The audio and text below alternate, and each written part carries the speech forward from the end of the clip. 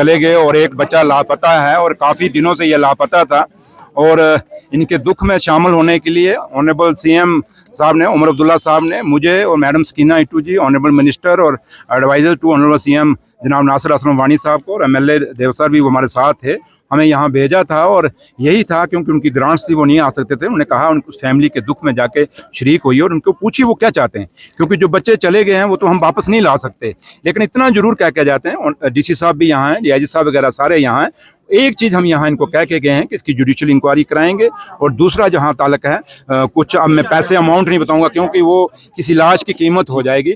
जो हमारी डीसी साहब की तरफ से इन्होंने कुछ भी कल भी मदद की, आज भी मदद की, और मैडम सकीना जी ने भी यहाँ कह दिया कि 3 लड़कियां जिनका एक का घरवाला लापता है, दो का बेचारों का वो दुनिया छोड़ के चले गए हैं, उनको कहीं हेल्पर वगैरह एंगेज करेंगे। और इन बच्चियों को, क्योंकि अब परिवार अकेला रह गया, माँ बाप बूढ़े हैं, उनके बुढ़ापे का वो सहारा थे, तो इसलिए अब वो बुढ़ापे का बच्चे तो हम वापस नहीं दे पाएंगे, लेकिन जितना भी सरकार की तरफ से हो सकेगा, पॉसिबल होगा, हम पूरी इनको मदद करेंगे। और ईमानदारी से, जरूरी नहीं कि हम यहाँ बोलें, क्योंकि उमर साहब का एक ही है कि वो काम करना जानते हैं। और अगर हमें यहाँ भेजा है, एक डिप्टी चीफ मिनिस्टर को भेजा है, एक एडवाइजर साहब को भेजा है, एक ऑनरेबल मिनिस्टर को भेजा है, अगर तो वो एक ईमानदारी से और एक हमदर्दी से भेजा है। तो यहीं से आप समझ सकते हैं कि हम यहाँ कोई राजनीति करने नहीं आए, कोई सियासत करने नहीं आए, ना ही अभी कोई वोटों का टाइम है कि वोट लेने आए। आज इस परिवार को हमदर्दी की जरूरत है, वो हमदर्दी करने के, इनके गम में शरीक होने के लिए आए हैं। तो लिहाजा सरकार से जितना कुछ होगा उमर साहब से हम वापस जाके पूरी रिपोर्ट देंगे और जितना बन सकेगा पूरा करेंगे और उसमें आपको बता देंगे। बताया कि क्या आप लोगों ने कहा सर? देखिए जनाब, ये हम लोग इनके साथ जो है इस दुख की घड़ी में इनके साथ शामिल होने के लिए यहाँ आए हैं। अल्लाह इनको वो सब्र दे। कोई आसान काम नहीं है, एक ही करके 2 बच्चे जो है जाँ भाग हुए हैं।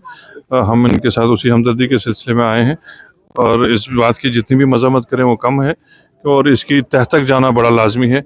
हमने पहले भी गुजारिश की है एलजी साहब से भी और यहाँ के इंतजाम से भी कि इसकी पूरी तहकीकात होनी चाहिए और हमको पता चलना चाहिए कि क्या वजूहात है, क्या महरक़ात है जिसकी वजह से ये एक सिलसिलावार तरीके से अब शुरू हो गया।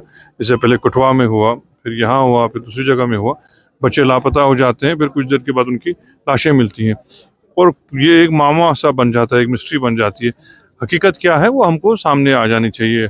हम ये नहीं कह सकते कि क्या वजूहात हो सकती है क्योंकि वो कबलज़ वक्त होगा, लेकिन हर सूरत में हमको पता चलना चाहिए। अगर ये एक्सीडेंट हुआ है वो भी पता चलना चाहिए, अगर इसके पीछे कोई साजिश है वो भी पता चलना चाहिए, अगर कोई तकरीबकारी है वो भी पता चलना चाहिए।